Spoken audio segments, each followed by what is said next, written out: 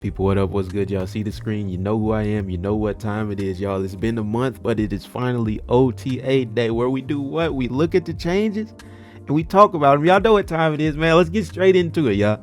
There's a lot of big changes in this patch, man. We gonna talk about all of it. Let's get right into it, man. Hit that like button, subscribe. We on the road to 4K, y'all. But this scream change, you guys, this is a big deal. This is a big deal, not just for Scream, but for this bug fix section of the text, right? So they changed Scream from 2 cost 3 to 2 cost 2. Kingpin decks, right? The move deck with Magneto, Stegron, all that type of thing was very strong. Obviously, Scream was the one who kind of put that out of hand, who made that so it was pretty much out of hand, because you can always just run all your move cards, Polaris, whoever, and you just run your tech card in case they're running Luke Cage. But let's say they are running Luke Cage now. Bug fix. Scream will no longer gain power if it can't be taken, such as due to Luke Cage. Y'all, I think this sentence right here is the biggest thing, because I'm just gonna read this one sentence from the bug fix. We know she was strong, right? But let's read this one sentence. Let's hit the bug fix first. Our intent for the steal game action is that if power isn't taken, it also isn't gained. That's a clean line to draw and bring Scream in line with cards like Rocket and Groot. You guys, so does this mean, because they have steal and they also have drain? Cassandra Nova, I'm pretty sure she drains power. Silver Sable, I'm pretty sure she drains power, right? And I thought Rocket and Groot stole his. I mean, he steal 1 point, you guys. And I swear, y'all, I played Luke Cage in the Rocket and Groot and he got stronger. So obviously they didn't patch him, but I don't know if they're gonna change that. But if they're making Luke Cage serve as that's a huge deal, bro. That like drastically weakens the the affliction decks, which they did touch up by nerfing Luke Cage, and we're gonna talk about that. But y'all, that's crazy, bro. That can potentially like put Cassandra Nova from a really good card to trash. Because you just put your Luke Cage and she just goes back to 0 like that. That's crazy, man. What y'all think about this Scream change though, individually though? I think it was worth it. I think it was worth it, man. It's very hard to play around the Kingpin affliction deck, so this kind of does tone it in line. And they nerf buff Spider-Man. We're gonna get into that pretty soon. But what y'all think of this Scream change, man? Let me know in the comments, man. Don't be afraid to leave a comment. Hit that comment button, hit that send button, right? But speaking of young Spider-Man, go ahead, changed him from 3 cost 5 power to 2 cost 4 power. It says it's a buff for the Scream deck to counter some of the power. Also strong for the traditional move deck. Yeah, y'all. I mean, this is huge because you're now able to like play on the last turn. You can play like what? Kraven plus Silk plus Spider-Man, right? Like just being able to get that 2 cost and then that extra 4 cost card out on the last turn without doing some weird stuff like discounting the 4 cost card with Zabu or going for like a weird turn 5 Psylocke. This is a pretty big deal, man. I think this makes move decks a lot stronger. I think every move deck, not just the Scream deck, you're gonna be able to get your Miles out now on turn 3 for 1 cost instead of after turn 3 for 1 cost. Because let's say, for example, you're using, obviously you would have been able to get Miles out early in the past. Let's say you use Nightcrawler turn 1 and then you moved it turn 2, then you get Miles out on turn 3. But now you have a better way of getting them out early without like wasting your Nightcrawler's move, without like doing something with Iron Fist on turn into moving the card on turn 2. So y'all, this is a really good change for Spider-Man, in my opinion. He not like how he used to be put the way up, you can't play there. Y'all don't remember that though. But what y'all think about this 2 cost 4 power Spider-Man? I like this for the move deck, man. But speaking of the best black character in the game, Luke Cage, same ability, just 3 cost 2 power. So it's interesting, man. Nerfing Luke Cage, you guys, does so much for so many decks, right? Obviously, and they touched on Hela, but we're gonna get into Hela.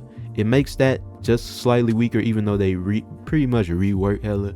But it would have made that slightly weaker, right? You can no longer use Cerebro 3 Luke Cage. You got to use Cerebro 2 Luke Cage. I mean, Cerebro, y'all, it is what it is, right? That's not really big, but I mean, this nerfing like the affliction decks is I think this is pretty big, man. Y'all know I'll be running Luke Cage on everything. Luke Cage on the Wong deck, Luke Cage on the Ajax deck, Luke Cage plus Hazmat on the Beta Ray build. You just throw Luke Cage and Hazmat on there and you good to go. But I mean, just by nerfing him by 1 power, man, it's gonna make a pretty big difference in a lot of games.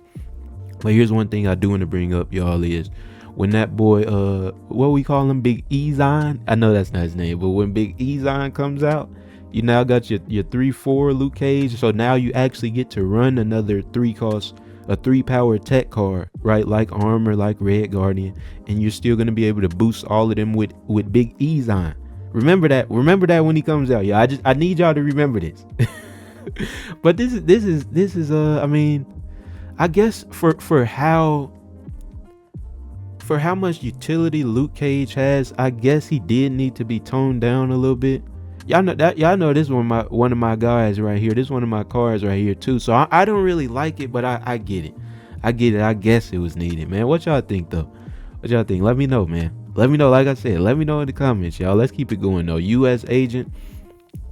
This is I mean, this is understandable to me, bro. US Agent was one of the best 2-cost cards right now, especially after I feel like a lot of people really start to understand how good he was, especially after last season with Galacta and Doom 2099 coming out, bro. It's just like you got to be able to handle those cards, and I'm actually very surprised that they didn't get nerfed in this patch, because I think those cards are pretty crazy. But I mean, it's OTA, bro. These are gonna happen pretty frequently. But US Agent was I think he was too crazy, man. I think he was too crazy. This also weakens the Affliction deck, the Ajax Affliction in particular, and buffs all the Galactus stuff, all the Dr. Doom 2099 stuff, all the turn 1 Zabu, turn 2 Psylocke stuff. It buffs that. So I don't know if I like it for that reason, especially because like Psylocke is or was like the #1 used card in the game just to get a 4-cost card out on turn 2. But it's interesting, man. Luke Cage losing a point of power, we put strong cards, one of the strongest cards in the category.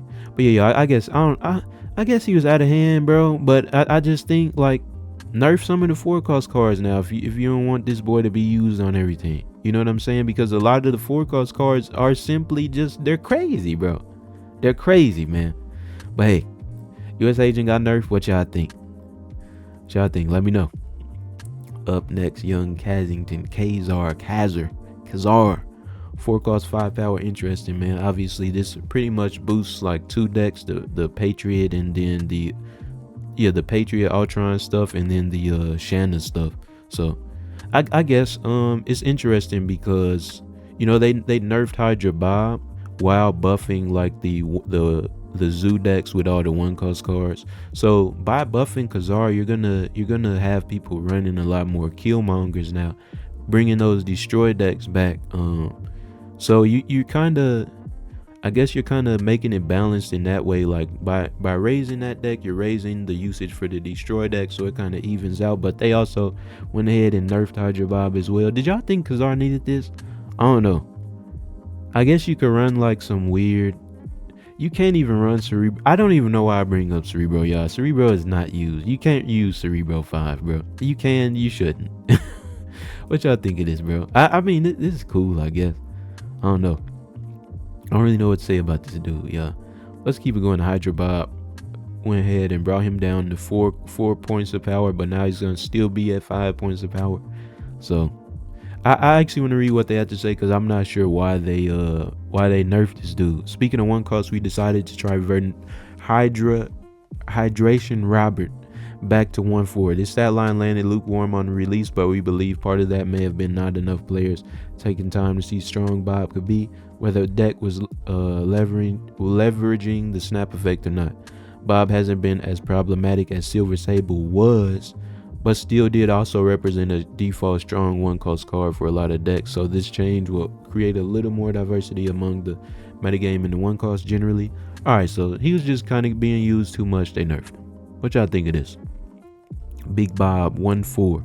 Martyr still 1/5. Titania 1/5, but now Hydration Robert is 1/4, y'all. Pour one out for him. All my Hydra Bob fans, all the people who just got them in with their key or who just spent their tokens on them. Congratulations, your car got nerfed. Up next, Big Sentry. They just went ahead and added more power to him and the Void, keeping them under Shang range by just changing them to 9. Interesting, man. Annihilus is really not seen anymore, like that Galactus Annihilus stuff. I feel like you don't really see the junk as much as well, especially because you know they nerf cards like what's her face, White Widow. But yeah, I guess in that case, man, bring those decks back a little bit. And I'm very happy that they kept him out of Shang range, because it makes that deck just stronger, right? Like, it's not stronger, but then you can also lose to Shang. Like, it's just stronger now. Make that Annihilus deck just a little bit better. It's cool to me. It's cool to me, man. What y'all think? Obviously, I mean, that's really the only way you can use him now. Like, since he's not 10 or higher, like, there's no Surtur, there's no Scar, there's none of that, right? So, what y'all think of this boy, man? Let's keep it going. Keep it going. Onslaught. This was I never expected them to change this card. I thought he was perfect as he was, but 6'8", so now that boy is pretty much just ongoing Odin. Nothing much to see here. Onslaught just a fun card, falling on some hard times. Interesting, man. I mean, we really don't see, like, I guess we really don't see Onslaught use that much nowadays, because if you want to like double your ongoing, like, a lot of people are splitting it across 2 lanes with like Mystique. Like, you got Gore, Mystique, Patriot, and Mystique, Iron Man and Mystique on like your Agent Venom type decks, right? I've even seen like Claw into Mystique into another lane, and of course like Darkhawk into Mystique. So you kind of don't want you don't necessarily always want, like, you know, everything doubled in that one lane outside of the Living Tribunal with Iron Man. But I mean, they buffed Enchantress, so like it's weak to that. Rogue is always pretty strong. Red Guardian's pretty strong to shut down one of those cards. And then Echo, I feel like Echo is people are starting to understand how decent that card is now. So I guess the ongoing stuff has been kind of struggling a bit. Interesting, man. What y'all think of this? Makes sense, right? Makes sense to me for sure. I wonder how or if this will like promote a lot more ongoing stuff, right? And even then though, every ongoing doesn't use Onslaught, man. Like I said, even Wong uses Mystique, right? Spectrum sometimes doesn't. You don't have enough turns for Onslaught, so it's tough, man. Stuff. Another card, y'all. This is actually a surprise to me, man, that they changing all these like starter cards, bro. Mr. Fantastic. They actually buffed him to 3 costs. Well, they took away 1 power from him, but they buffed his adjacents to have +3. So I guess you got some clean stuff with +6 on each side, right? On top of that, able to Ravonna your Mr. Fantastic, right? Get him down to 2 costs now. Or even Mr. Negative 1 costs 3 powers. So this is clean, y'all. This is clean, man. I think it's especially a viable option for people without the Living Tribunal, people who I guess you don't really have room for Claw in your deck, right? People who just kind of have a more limited collection level, a limited pool of cards, man, to be able to do some cool stuff, right? So I can't even be mad at this, man. What y'all think? What y'all think of that boy Fantastic? And they just put him in Marvel Rivals, and apparently he's cheap. What y'all think about that boy? And of course, Silver Surfer, right? 3 costs, so now he's actually viable in that. And if you're missing like Gladiator or I mean, whatever 3 cost cards you're missing, you can just use him instead. You know what I mean? Last but not least, Big Hella. Y'all, I don't even think this is that bad of a change. Obviously, we're going to go through it. 6 costs 9 power, so they gave her +2 power. But now she is, for each different cost among them, resurrect a card you discarded to a random location. Obviously, you guys, you're not going to be able to do what you once could by putting a whole bunch of 6 cost cards like Magneto and Infinite and Agatha and the Hulk. You're not going to be able to do that anymore, you guys. But I mean, you can still put death on your holodeck. You can still put infinite, right? You could put a strong 5 cost card. You could put a strong 4 cost card with like Black Cat, right? Arrow, Black Cat, infinite. Hell, how much points is that? That's a lot. You know what I'm saying? So I mean, not hella death. Basically the same character, but I mean, you guys, you just have to. I like this because you have to use your brain to some extent now with the holodeck. Forget whether it was broken. Like, you guys, you can literally, I can literally have a video up on this tab while I'm playing the holodeck, man. Like, what's the point of like playing a strategic card game versus somebody else if you're not thinking about anything during the match? And this is not bad. Y'all, this is not bad. They took away the negative power, so you're not forced to run Luke Cage alongside her anymore. Y'all, like, I think this is fine. This is cool.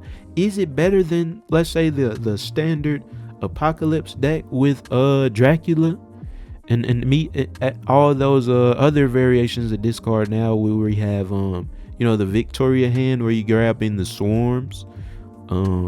Is it better than that? Maybe, maybe not. But y'all, it's cool now. I hope I don't fight a holodeck and get salty. But let me know what you guys think, man. That's all the cards. Which card was your favorite? Which change did you like? What changes do you all want to see, man? Y'all know we're gonna talk about every patch we've been doing that. We're going to continue. But appreciate you guys for watching, man. Feel free to like, comment, and subscribe. Join the channel as well, bro. We on the road to 4K subs. I appreciate y'all, and I'll see y'all next time. Yeah.